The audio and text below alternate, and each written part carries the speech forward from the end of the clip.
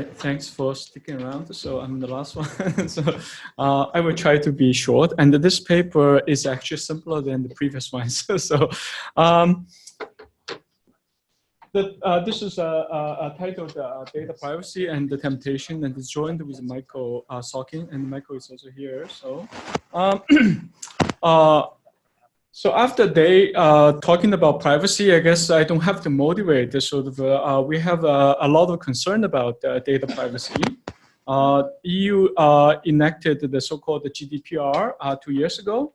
So which motivates actually more serious, more systematic analysis of, the welfare consequences of privacy regulations.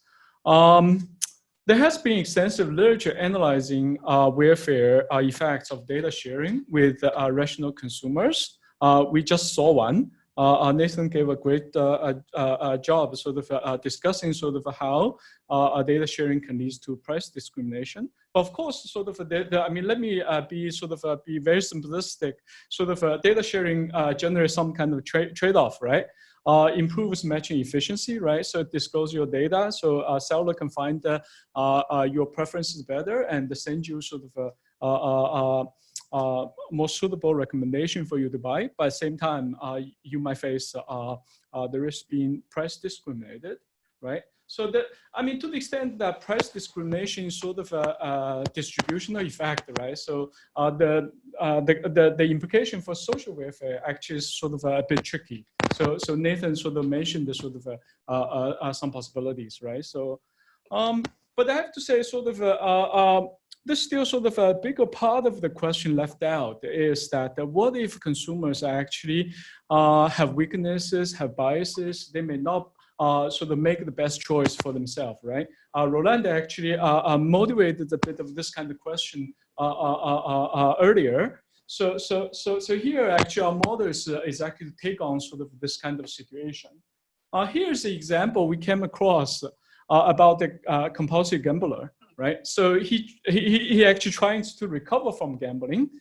He deleted all the casino apps from his smartphone. He removed his profile from all of the major gambling sites.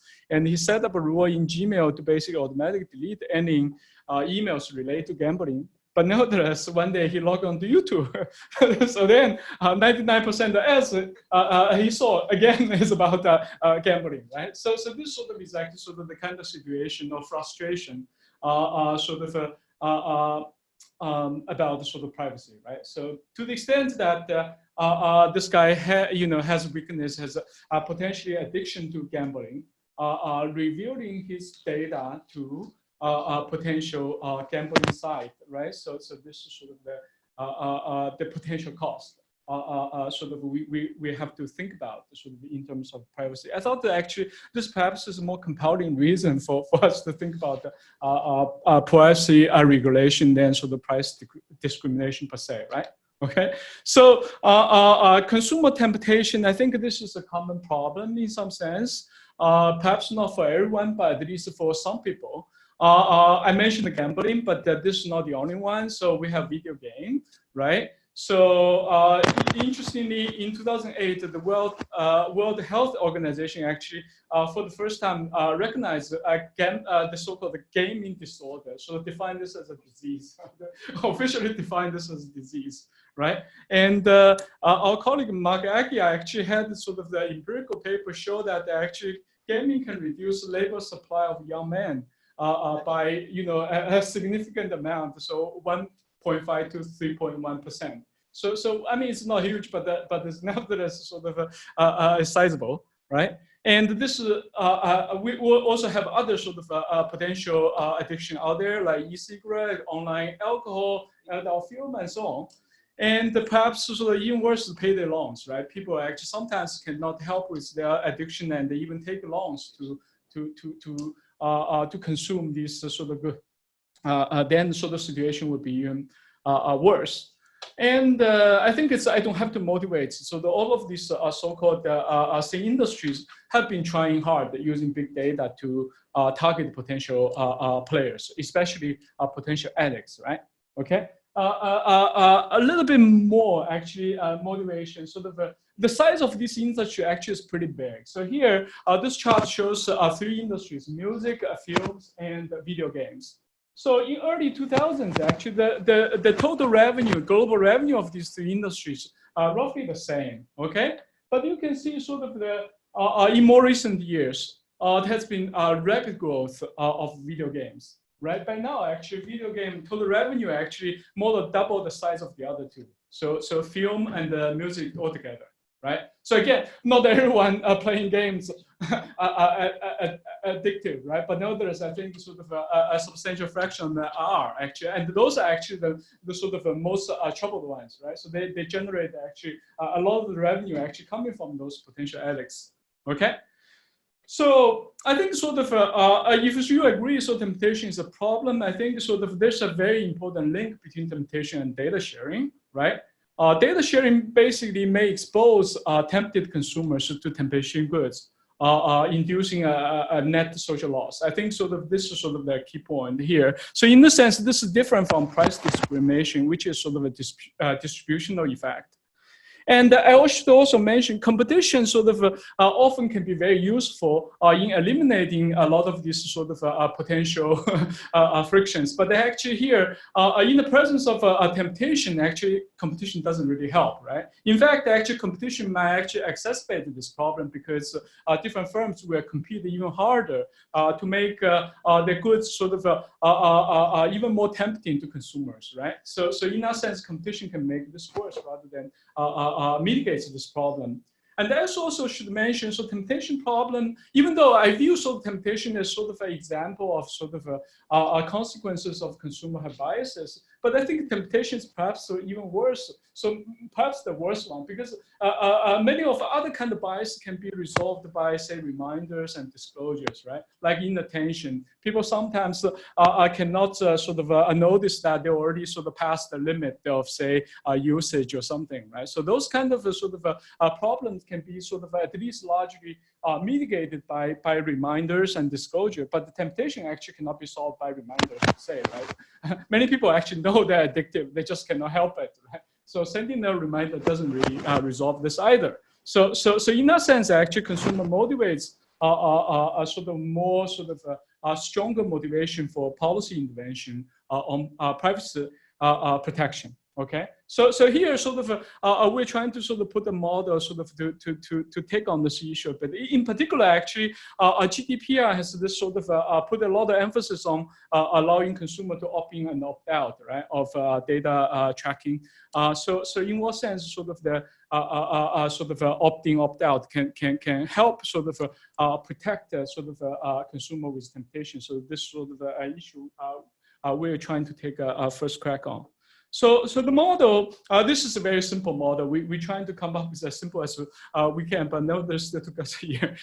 So this is a model. So we consider sort of an ecosystem around a digital platform.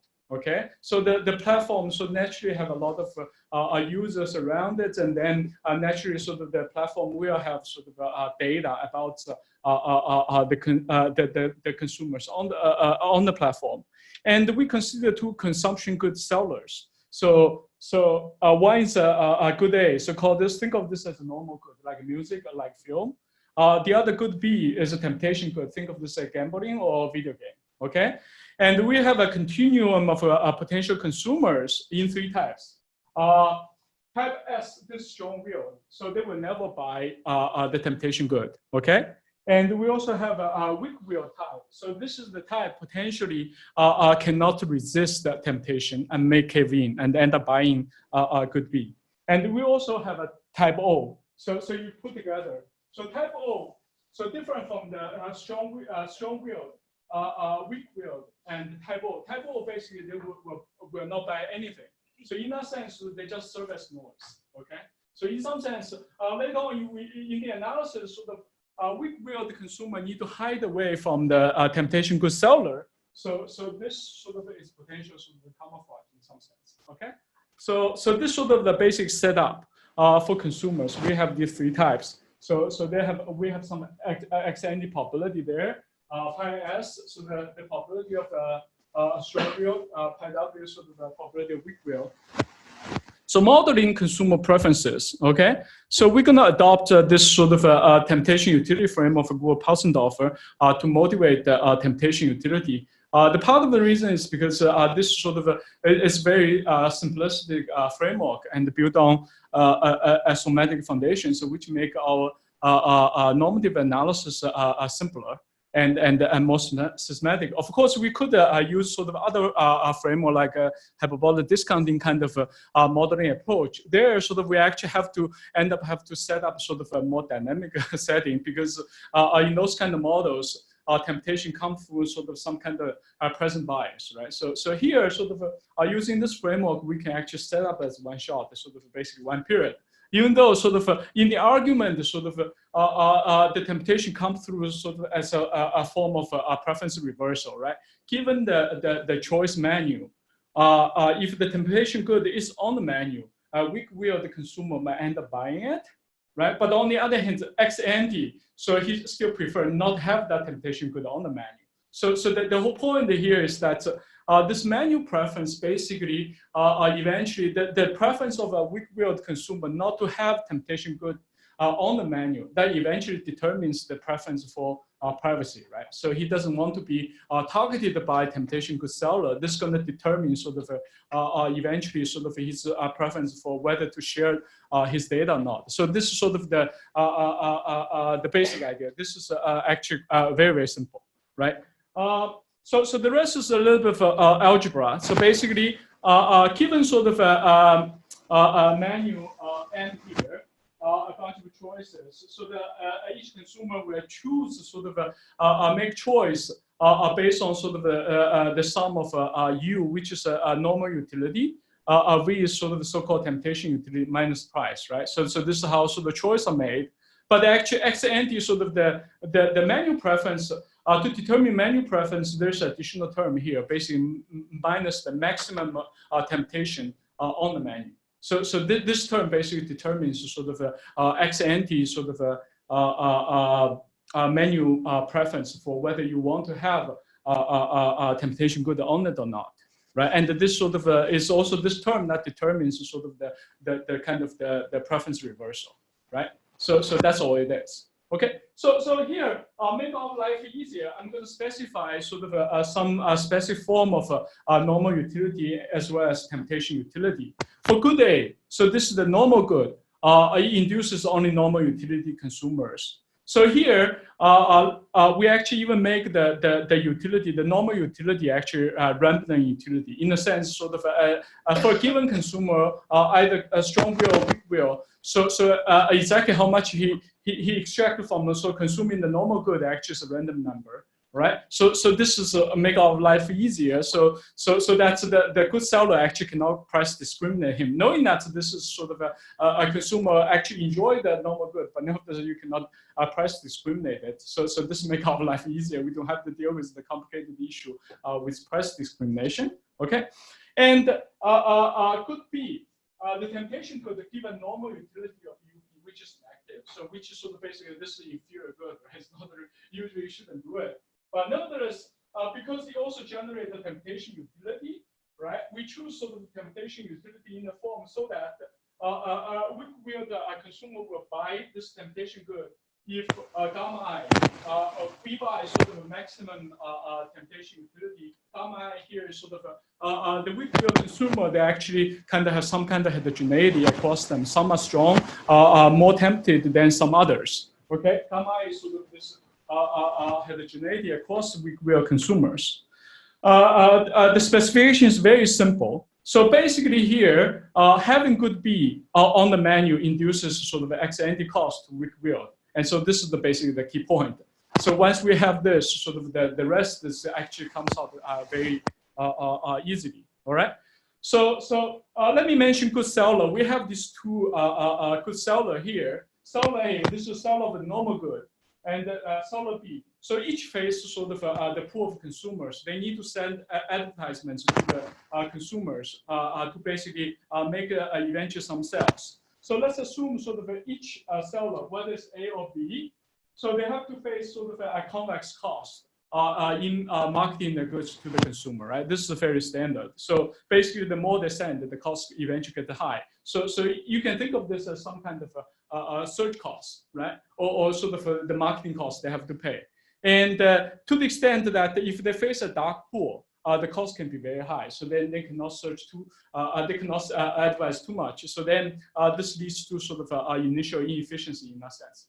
Okay. All right. So let me sort of quickly mention sort of the outcome in different information setting. So let's start with the baseline where there's no information sharing or data sharing at all. So basically, both sellers have to basically advise to sort of a dark pool of consumers without knowing who is whom, right? So this is sort of the baseline, right? So it's a very obvious sort of seller A gonna sort of send the sort of its advertisement to a limited set of consumers because he cannot, the seller cannot differentiate the different users, right? So some advertisers went to the strong world, some went to weak world, some went to the third type who will not buy the good at all, right? And the seller B will do the same thing, right? Also going to sort of market the temptation good to a bunch of consumers. Some of these advertisements are actually going to end up going to strong world, some going to actually end up going to the weak world, and some also going to the sort of the third type. So to the extent that the advertisement is noisy, so they kind of constrain not to do too much of it, right? So in that sense, sort of the weak will, they can actually hide behind the dark pool, right? So there's a chance you might get caught, but the chance may not be very high, right? So this sort of the outcome. But on the other hand, sort of the weak will, both strong will and weak will, they want the normal good, right? So in that sense, sort of there's a trade-off already here. So weak will can hide behind the pool, but on the other hand, they may not get sort of the normal good either, right? So this is basically a very simple way to capture sort of this sort of matching inefficiency in the setting, okay? All right, so then let's consider the other sort of extreme setting. Yeah. Sorry, just to clarify, can you explain that again? Why can't they get the normal good? What do they have to? The normal good. Yeah, why can't they get the normal good? Just sort of the seller A can only send out the limited number of advertisements. Not everybody will get it, right? Because sort of there's a third group of people here, right? So they will never buy. So this prevents seller A to send out too many to everyone. So basically, that's sort of right. That's all it is. I mean, we can make this more sophisticated. Say there are multiple goods, right? So they have a different preference for multiple normal goods. So then this will perhaps come more naturally, right? But it's just sort of essentially deliver the same friction, right? Okay.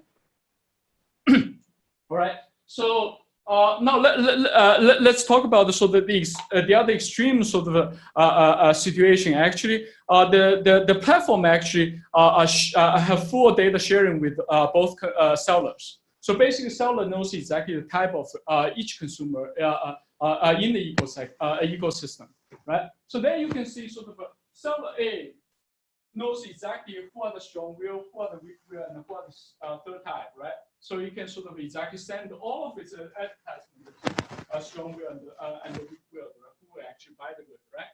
Okay. And then, but then the cause of this is that seller B, the temptation good seller, also knows exactly who each of the consumer is, right? So you also precisely target sort of those weak will in the pool, right? So this basically is the trade-off, right? So so you can see the consequence of the full data sharing here. It certainly improves profit of both sellers. Both sellers actually can precisely targeting the consumers, right? So all ads going to be reach exactly what they should be going, right? So their profit going up, and full data sharing also improve the welfare of strong-willed consumers. So these sort of strong-willed consumers, so they don't care about the receiving sort of exposing to temptation good, right? For them, this strictly improves sort of they're being covered by the normal good seller. So to them, this clearly is an improvement. But to the weak willed, actually, this clearly a trade-off, right? On one hand, they're also better covered by the temptation good. The normal good seller. But at the same time, now they're fully exposed to temptation good, right? So to the extent that exposing to temptation good, there's a cost, right? So this basically is the trade-off. And we can prove that when the temptation problem is sufficiently severe, meaning that UB is sufficiently low or V bar is sufficiently high, the welfare of a weak-willed consumer going to be worse off. Comparing this to the baseline. Yes. If you assume that consumers buy only one thing, then if I'm a producer of the normal good, I only want to target group A, not group B, right? Because I'm worried that group B is going to be, and then we really have a loss for the group B. Right. That would make weak will even worse. Yes. Right. Yeah. That's true. So here actually we kind of actually without imposing a budget constraint, they can buy whatever they want. Right. So this actually we can certainly make that even sharper. Right. Okay. Yeah, so this is sort of this case. So here you can see sort of the nice trade-off here, right? So to the extent that each consumer want to be covered by the normal goods seller, but at the same time, weak-willed is worried about being targeted by the temptation goods seller.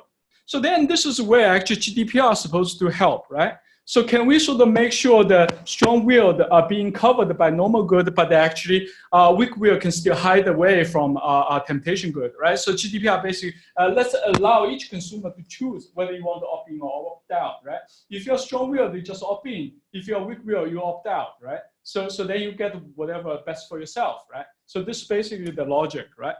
So this is one thing we can also do. Let's look at the equilibrium. The platform actually allow each consumer to choose whether to opt in and opt out, right? So you can see the outcome here. Of course, all the strong will can opt in, right? For them, they have nothing to lose. They want to opt in, right? So then they will be nicely covered by the normal goods seller. And the weak-willed consumer, you can see, so now actually each face sort of a trade-off, right? So those actually only modestly tempted consumer gonna opt in because being better covered by the normal good seller is the advantage, right? To the extent that their temptation problem is not so strong, so they it still makes sense for them to opt in. And then, but those so severely tempted consumer gonna opt out, right? They want to hide, right? So we can see so these basically have split, right? So facing this sort of the pool structure. Seller A's, targeting behavior is roughly the same as before, but seller B gonna have sort of separate targeting now. So those modest tempted, they're exposed, right? I mean, you can still target them, but you cannot charge them too high a price because they're not really that much tempted, right? So you can send. So there's like video players. Some of them they play a bit, but they don't play that much. You cannot make too much money out of them, right? You can still target them, but you do not make a lot out of them. But then there's no severely tempted consumer going to hide in the opt-out pool, right? So I still keep this this type of so they're here for a purpose, right? So they're here so the serve as the come up for the severely tempted consumers, right? But nevertheless, you can see in this so to the extent that the other guys already opt in, right? So they're already gone. So the camouflage actually is severely reduced in some sense, right? Right, even though severely tempted consumer can still hide, but the room actually smaller, right? So this sort of the situation here, right? So then this sort of leads to sort of what we see about the effectiveness of the opt-in policy, right? You can see sort of from a seller's perspective, there's a pecking order in terms of profit for sellers. So the more data sharing, the better, right? The higher the profit. So full data sharing gives more profit relative to opt-in, opt-out is sort of partial data sharing, right? Versus no data sharing at all. So you can see so this order. So then how about the weak-willed? So here we can prove that if the temptation problem is sufficiently severe, then actually we get the sort of reverse order. So for weak-willed, to the extent that this temptation problem is very severe, full data sharing is the worst. No data sharing is better, right? So they're opting opt-out in the middle. I think sort of I think that this is sort of the fact that this opting opt-out equilibrium actually gives worse outcome, can give worse outcome than no data sharing at all is actually surprising in a sense, right? Because this is a policy supposed to give each consumer the choice, right? you can choose what's best for yourself. But nevertheless, actually, it can still give sort of worse choice than no data sharing at all, right? So I mean, the reason for this actually is related to what Dirk mentioned earlier. This is sort of data is sort of has the social nature, right? When all these other guys opt in, I mean, they're opting, sharing their data, basically expose those who are hiding in the opt-out pool, right? So because of these guys, I mean, to hide, they need the other guys to cover that, right? To understand that these other guys already left. So this is where actually, even though they have choice to hide, but the room for hiding actually is substantially reduced. So that's sort of, in that sense, there's this externality there. And this sort of may make this opt-in policy not so effective after all, right? All right, so that's sort of the main point. Some quick implications. So the opt-in policy here, I already mentioned, may not be sufficiently effective in protecting weak real consumers, right? And perhaps I should mention, go back to sort of what we had discussed quite a bit today on privacy paradox here, right? So here, in this model, we work with sort of, there's this boundary of data sharing with normal and temptation good sellers, right? So basically the data sharing decision bundled, right? So the bundling here basically means that small incentive can actually induce sort of other consumer to abandon weak-willed consumer, right? So this kind of bundling actually is very important. Of course, in reality, none of the temptation good seller gonna actually go to a consumer, say, do you want to share data with? Nobody will say yes, right? So they have to provide some incentive, right? Like bundle itself with some kind of convenience, right? So in the end, sort of, really, sort of the point here is about sort of, if we want to make this opt-in policy effective, is about have to unbundle sort of data sharing, right? So that's, and also perhaps this is why sort of, this also provides another way to why sort of we have sort of this privacy paradox, right? Everybody say they worry about sort of their privacy, but on the other hand, they cannot help because there's always some sort of benefit in the bag, so that can motivate many of them actually to opt in, right? All right. So let me conclude. So this is a model of using sort of privacy preference through temptation utility to discuss sort of privacy regulation, right? So there's a very simple trade-off of data sharing. It improves matching efficiency of normal good seller and consumer, but at the same time, data sharing might expose weak real consumer to temptation good sellers, right? So the opt-in policy may not be sufficiently effective in protecting weak real consumer because of this opt-in externality. Thank you.